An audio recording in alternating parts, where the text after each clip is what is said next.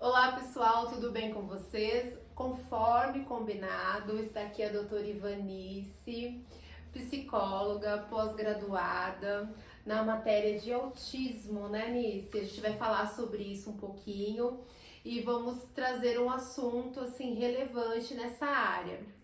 Nice, como eu falei, você é formada em psicologia, Há né? algum tempo já. E a pós-graduação foi especificamente em quê? Foi justamente no ABA, né? Na análise do comportamento aplicado ao autismo. Certo. Na verdade, assim, eu nunca eu nunca tive esse sonho de ir para essa área do autismo. Que interessante! Na verdade, assim, o que eu queria era trabalhar em escola. Eu queria ser psicóloga escolar, né? Certo. E aí eu fui, Uhum. né? Eu era concursada numa prefeitura, numa secretaria da educação. E ali eu entrei nesse meio do autismo. Olha, aconteceu, Aconteceu, né? né? Há uns 8 anos atrás isso aconteceu, né? E eu via que as crianças estavam muito desamparadas. Elas tinham ali um contraturno, mas elas não tinham um suporte do ABA, que a gente lia que era tão necessário para a mudança do comportamento. Certo. Foi quando aí eu fui fazer a pós-graduação na UFSCar, né, que é reconhecida pelo MEC, tem todas esse histórico, né, da UFSCar aí, e aonde é uma das pioneiras na análise do comportamento aplicado. E lá é basicamente para o autismo, é totalmente voltado para o autismo e para deficiência intelectual. Nossa, isso é tão importante, né? Hoje em Sim. dia, essa área, assim, ela tá muito pequenininha, muito prematura, engatinhando, né? Sim. Enfim. Na verdade, assim, aqui no Brasil ela tá engatinhando. Aqui no Brasil as pessoas não conhecem, né? Até um mês atrás a gente tinha noção que no mundo nascia uma criança autista para cada 44 nascimentos. Um novo estudo, né, quentinho, que saiu agora, é uma criança para cada 30 nascimentos. Nossa. Então, não, peraí, deixa eu Mas ver, não é entendi. que, assim, nossa, tá nascendo mais autista. Não. Está se diagnosticando melhor o autismo. Então, vamos lá. Essa notícia quentinha, saída do forno, né? Novinha. Novinha. Então, a cada 30 crianças nascendo hoje, Uma é autista. E dentro dessa situação de 1 para 30, né, cada 30 nascimentos de uma criança, você acha que os terapeutas, essa área da saúde está, na verdade, se fortalecendo para receber essas crianças? Eu acredito que sim, mas eu acho que os profissionais estão em busca, né, por conta da demanda que está chegando, Sim. né? Mas eu acredito também que os pais estão se fortalecendo. Entendo. Quando a gente começa falando que o ABA tá engatinhando aqui no Brasil, a gente também não pode esquecer justamente desses pais que negam o autismo. A gente encontra muito ainda. Muito. A gente tem que lembrar dos pais que não têm acesso ao que aceitam, né, uma terapia de 30 minutos numa clínica conveniada, uma vez na semana, e acha que tá bom. E não tá. E não tá. A gente tem que pensar nessa inclusão dentro da escola, onde muitas vezes eu já me deparei com a criança que fica sozinha no canto, sem aprendizagem, sem suporte, enquanto as demais estão caminhando, tá? Então, eu acho que todo mundo tem que se fortalecer. Todo mundo tem que buscar, sim, esse estudo para saber como trabalhar com essas crianças, né? Se especializar cada vez mais. Certo. Tanto profissional da área da saúde, mas também a área escolar. Nisso, e também para fortalecer para quem está assistindo a gente, né, nesse momento, falar sobre o autismo. Características do autismo, porque eu lembro que quando o Bernardo era muito pequenininho, na época não era muito falado sobre isso, E eu jamais passou pela minha cabeça que as características que o Bernardo tinha eram características do autismo. Então, acho muito importante a gente falar sobre Vamos lá. isso, né? O que acontece com o autismo hoje? O autismo não tem uma característica básica.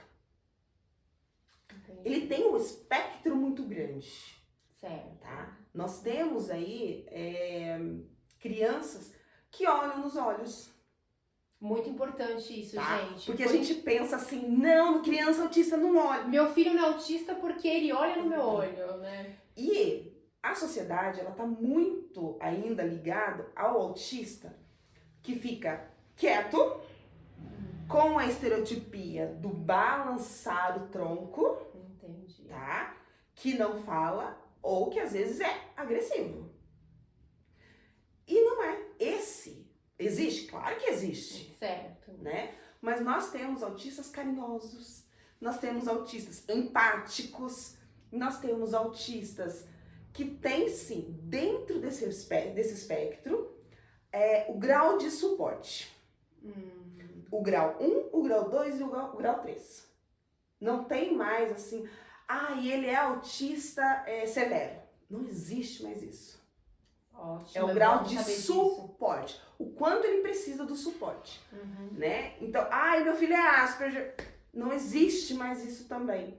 Olha Está que legal. tudo dentro de um espectro, tá? Ótimo. Então, isso é muito importante a gente saber. Muito. E as características, eu tenho paciente adulto no meu consultório que tudo que está relatando hoje, a gente vê que pode ser um autista. Funcional. Olha Que desenvolveu, que casou, que teve filhos. Que o filho hoje está dentro do espectro. Você me fez lembrar de duas perguntas, né, da internet. Uma até foi da Lígia Simões, né, que eu até vou fazer para você agora. Tem como se falar nas principais características do autismo ou não tem como falar quais são as principais? Ou que mais comum, que dá para ver que a maioria, né, das pessoas com autismo tem? O que é mais comum é a parte de comunicação e socialização. A dificuldade. A dificuldade. Certo. Tá? Mas também, lembrando, não quer dizer que a criança que fala não seja autista.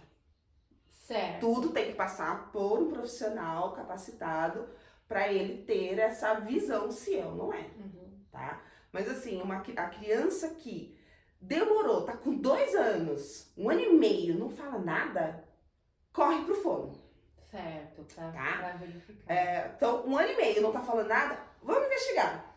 Pode ser só um atraso de fala? Pode, claro que pode, né? Certo. Mas se for diagnosticado qualquer coisa, já tem como correr atrás. Certo. Uma criança com 2 anos, ela já fala frases curtas, mas fala. Sim. Mamãe, quero água. Se com 2 anos seu filho não fala, vamos buscar, né? Certo. Então, assim, alguns pacientes que eu tenho hoje, os pais falam que não via característica nele quando bebê. Olha. Só que olhando vídeos gravados da época, percebe que ele não era uma criança normal. Normal por quê? Porque você chamava fulano e o fulano não olhava. Não olhava. Fulano e o fulano não respondia. O olhar era vago. Olha, gente, e na hora a gente tá tão assim com a criança, né? É o amor aquele muito amor, grande, você não claro. observa Sim. mesmo, né? Mas depois do diagnóstico, depois lá com 3, 4 anos diagnosticado, os pais começam a observar aqueles vídeos e falam, nossa, ele já tinha característica. Certo. E uma outra coisa que você falou, né, de pacientes adultos, que também me fez lembrar uma outra pergunta que na verdade é da internet, é de uma amiga minha, mas ela não quis se identificar. Vamos deixar em off. Vamos deixar em off. Mas enfim, ela falou, né? Ela fez perguntas referente ao diagnóstico tardio, ou seja, um adulto de hoje, por exemplo, na nossa idade, ele pode ser autista, ter características e não saber que é autista? Pode. Vamos lá, vamos pensar no diagnóstico tardio, tá? Os neuros, eles colocam que nós temos podas neurais. O que Correto. são as podas neurais? É justamente quando fecha-se uma janela da aprendizagem. Certo. Então, tem lá, os médicos entendem muito melhor que eu, né, sobre essas podas, Uhum. e eles colocam que a criança ela precisa ser estimulada desde cedo. E eu não tô falando de Certo. criança autista, não, eu tô falando de qualquer criança. Ótimo, perfeito. Tá? A gente precisa estimular a criança. Estimular a falar, estimular a andar, estimular a correr, estimular a pular. Que a gente não percebe que o celular, as telas em si, estão deixando as crianças também mais fechadas. Nossa, gente, Tá? ó, prestem atenção, porque Então- hoje o que existe é o celular na mão de criança. Nossa, demais, demais. É. Então, assim, uma criança de 3 anos hoje, o máximo que ele pode ficar, o máximo. Eu vou falar uma coisa que é muito divergente nas áreas, mas assim, uma criança de 3 anos hoje, ele só pode ficar no máximo 1 hora por dia no celular. Não, e uma criança de 7? Você entendeu? E uma criança de 7? Qual Gente, o é tempo? muito fácil você pegar o celular, dar na mão da criança É muito. Tá? e você deixa. É. Porque a criança fica quieta, a criança fica sentada enquanto você está trabalhando. Hoje nós Exatamente. estamos trabalhando bastante online, né? Sim. Home office. E a criança fica ali. O que acontece com essa criança? Ela não está sendo estimulada. Então, vai atrasando cada vez mais qualquer diagnóstico. Nossa, gente, isso é muito sério. Prestem atenção nisso. E aí chega uma criança lá com 6, 7 anos, que foi diagnosticada com autismo, onde já teve aí, no mínimo, 2 podas neurais. Para aprender, ele vai demorar um pouco mais. Entendeu? Que já passou fase. Já passou né? fases, né? Então, eu tenho pacientes que com 4 anos, parear a cor é muito difícil. O que é parear cor? É colocar o vermelho com vermelho, o azul com azul, o amarelo com amarelo. Pelo diagnóstico tardio, dessa criança específica não, tá? Porém, né, nós temos crianças com mais idade aí que tem essa dificuldade. Lembrando que as características adultas que você mencionou dessa sua amiga e off, Em off. o que acontece? É feito tudo um estudo clínico, né? Então, por exemplo, a gente percebe que a pessoa é ansiosa, Olha só. tá? Eu tenho pais de pacientes que, por exemplo, se você chegar, a terapeuta chegar 5 minutos, ele já tá lá. Por quê? Porque o combinado foi, tipo, 10 horas da manhã. E a terapeuta chegou 10h05. E ele já tá assim, arrancando os cabelos. Descabelando, sabe? Por quê? Porque justamente algumas características que daí ele começa a perceber até como exagerado. Uma coisa que ela me falou, né, até pelo fato dela ser minha amiga, a gente teve que bater um papo sobre isso, né, virtualmente, mas bateu. Por exemplo, barulho de salgadinho. Ela falou assim, eu tenho pavor desse tipo de barulho perto de mim, né? Alguém comendo, mastigando. Isso mesmo. Exatamente. Isso Ela tem mesmo. pavor disso. É isso. Eu tenho uma paciente adulta que a gente está ainda no diagnóstico, né? Ela fala que ela era uma criança extremamente na dela. Ela estava ali com as crianças, mas ela ficava mais isolada. Hoje ela tem crises nervosas, entendeu? Entendi. Então são características que lá atrás se adaptou, Entendi. né? Até porque lá atrás não se falava de autismo, Não. né?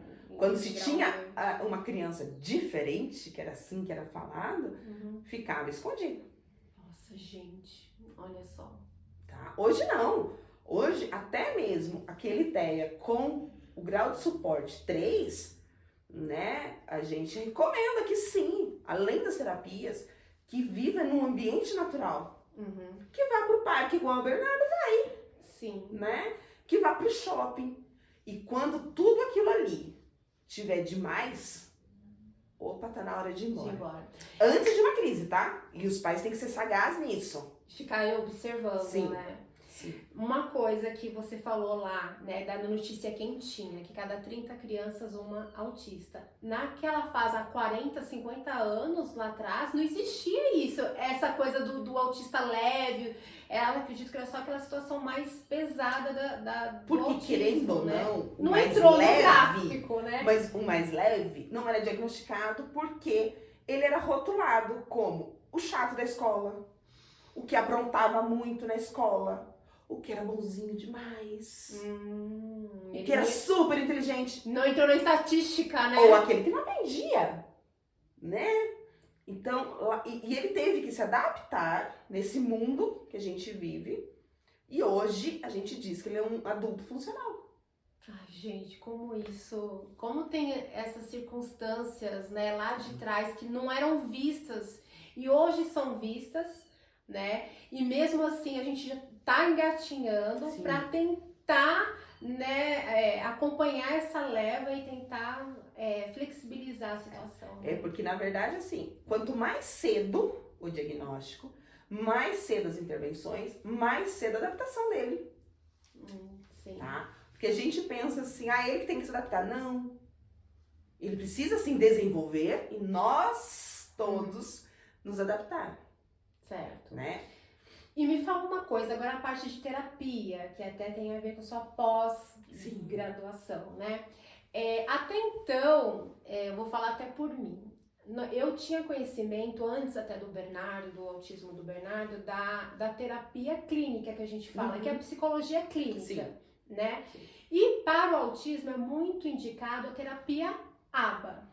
Qual que é, fala um pouquinho, acho que você já até acabou, né, pincelando um pouquinho da terapia ABA, mas assim, qual que é a diferença da terapia clínica para a terapia ABA? Primeiro a gente tem que lembrar que a terapia ABA é uma ciência, não é um método, tá? Porque você vê muito assim, é método ABA, psicologia com método ABA. Não é método, é ciência. É ciência. Tá? Foi lá descrito por Lovász lá atrás que a gente precisa mudar comportamento, né? Até mesmo antes da gravação desse vídeo a gente estava falando sobre nossos comportamentos escondidos, que é o nosso pensar, né? Quando eu tô pensando, eu estou no meu momento comportamento, Certo. tá? Só que ninguém tem acesso, só eu. A partir do momento que eu pego um objeto e mudo de local, esse é um comportamento que todo mundo pode ver. Vendo, né? E a gente julga muito pelo que a gente vê, sem levar em conta o comportamento encoberto. Então, tudo isso é feito uma análise. O ABA é a análise do comportamento aplicado ao autismo, nesse caso. Certo. Né? Então, o que a gente faz? Diminui comportamentos disruptíveis, né, que são aqueles comportamentos errados, e aumentamos comportamentos adequados. Certo. Né? Eu tenho um paciente, adoro dar exemplos porque fica muito mais fácil das pessoas compreenderem. É novo isso, né? É novo. Eu tenho um paciente que ele tem estereotipia vocal, então ele grita muito, mas muito. Eu não sabia nem que tinha estereotipia Tem. vocal. Pra mim, Além dos flex da mão, É. o balançar, a gente tem as estereotipias vocais. Tá, tá, tá, tá, tá, tá, tá. Aí os pais falam assim, tá querendo falar mamãe. Não, às vezes, claro que é um estudo, mas pode ser uma estereotipia vocal, tá? É toda uma análise funcional que a gente precisa fazer. A partir dessa estereotipia vocal desse meu paciente, qual que é a demanda que a escola traz? Ele tem que parar de gritar. Como que a gente vai fazer uma criança parar de gritar? A gente coloca um esparadrapo na boca? É isso? Né? Então, para tirar esse comportamento disruptível, que atrapalha os outros e atrapalha ele também, né? Porque ele está agitado, ele está mostrando ali que ele está agitado, ou negativamente ou positivamente. Porque quando ele está feliz, ele também grita. Quando ele está chateado, ele grita também. Tá? Então, a gente faz uma análise funcional ali para ver o porquê dos gritos, tá? E aí, a partir disso, a gente coloca comportamentos adequados. Então, né, nessa semana de retorno às aulas, a criança diminuiu o grito, grita sim, claro, porque ele precisa se organizar, é uma estereotipia, a gente não pode esquecer disso. Mas ele está sentando mais tempo, está fazendo algumas atividades. Ele está fazendo, pegando papelzinho que estava ali em cima da mesa, com a ajuda da terapeuta, né, que acompanha ele, está jogando no lixo, guardando materialzinho. Então, o que acontece? Quanto mais comportamento adequado a gente aumentar, menos comportamento disruptivo ele vai ter. Sim. E me fala uma coisa, essa parte da terapia ABA, ela pode ser aplicada tanto dentro da clínica, quanto no local que a criança tenha dificuldade? Na verdade, assim, existe casos e casos. Certo. Tá? Tem casos que a gente aconselha a fazer só na clínica. E tem casos que, no meu caso ali, são quase 90% dos meus pacientes, a gente faz em home, em ambiente natural. Em casa, na escola, mercado. Depende de onde a criança ela está com. Depende da dificuldade que está tendo. O adequado é a terapia ser aplicada no momento da dificuldade. Naturalmente. Por quê? Na minha visão, né? Se eu estou no meu consultório, é um ambiente totalmente controlado. Sim. A mãe não vai estar passando, o telefone não vai estar tocando, não vai ter música, não vai ter latido de cachorro. Não tem nada disso dentro do meu consultório. Não vai ter não vai ter o start para irritação. Sim, os estímulos visuais estão totalmente fechados dentro do armário. Tá? Então a criança ela não vai ter comportamento disruptivo. Então não vai ter como a gente modelar aquele comportamento. Se eu venho aqui na sua casa, tô trabalhando aqui com o Bernardo, né? Qualquer situação, e você passa, tira atenção. O que o Bernardo vai fazer? Vou lá com a mamãe. Né? E aí a gente vai ter que modelar esse comportamento para que ele não vá. Para que ele continue fazendo aquela atividade que vai dar suporte ali na frente. Né? Porque, além dele fazer aqui, ele vai generalizar esse comportamento dele. Então ele vai fazer aqui, ele vai fazer na escola, ele vai fazer no mercado. Né? Então a gente tem que entender que uma coisa puxa a outra. Entendi. Né? Quanto mais generalizações, melhor para a criança. Sim. E aquela situação também escolar, né? Porque normalmente, eu vou falar do Bernardo, né? O Bernardo, ele tem dificuldade de permanecer por muito tempo sentado na cadeira ali fazendo atividade. Então, assim, crianças que têm essa mesma dificuldade, também é muito importante ter o terapeuta na escola. Na verdade, assim, nós falamos que a criança ela precisa de uma tríade para aprender. E eu não tô falando aprender a escrever, não é isso. É aprender comportamentos. Certo. Tá? A criança precisa sentar, a criança precisa olhar e a criança precisa imitar. Sem essas três características, muito difícil ele ser alfabetizado. É muito difícil aprender um novo comportamento. Olha que riqueza isso que a doutora tá falando. São esses três comportamentos que a gente precisa estimular desde cedo. Uma criança com 6 meses, a gente faz achou! E a criança imita esse comportamento. Tá? E aí, é onde eu falei que às vezes a criança lá atrás, os pais vendo o vídeo, não via esse comportamento. Tá? Então, assim, já tem como estimular desde cedo essas três características. Né? Bernardo na escola. O terapeuta, né, tanto aqui na sua casa quanto na escola, vai trabalhar esse déficit dele, que é o sentar. Então, para ele sentar na escola, para ele aprender a escrever o nome dele, ele vai sentar, ele vai olhar para a lousa, né? Então, o olhar, e ele vai imitar o B, o E, como a professora está fazendo.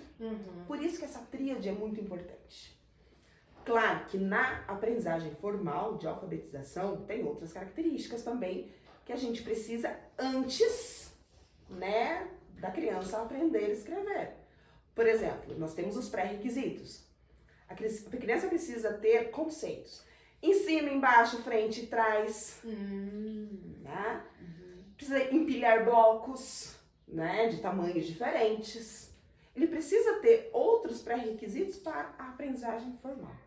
Tem toda uma situação lá atrás. Tem todo um estudo que é feito, né, psicologia infantil, né, eu tô falando da psicologia porque é o que eu atuo. Sim. Então, a psicologia infantil, a análise do comportamento, pra gente conseguir aí tudo que é adequado pra criança.